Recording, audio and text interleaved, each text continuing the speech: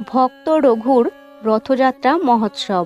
একজন ভক্ত রঘুদাসের সঙ্গে শ্রী জগন্নাথের লীলার একটি প্রত্যক্ষ বর্ণনা দিয়েছেন। একবার রথযাত্রার সময় জগন্নাথ, বলদেব, সুভদ্রা তাদের নিজ নিজ রথে আরোহণ করে আসনে অধিষ্ঠিত হয়েছে। রাজা এসে পথ সমার্জন করেছেন এবং রথ তখন চলার জন্য তৈরি। হাজার হাজার মানুষ রথের দড়ি টানতে লাগলো, কিন্তু রথ নড়ল না। পরিস্থিতি দেখে একজন ব্রিটিশ সাহেব রথ টানার জন্য শক্তিশালী হাতির ব্যবস্থা করলেন। তবুও রথ অনড়। সাহেব রঘুদাসকে বললেন, রঘুদাসজি, এ কেমন ভগবান!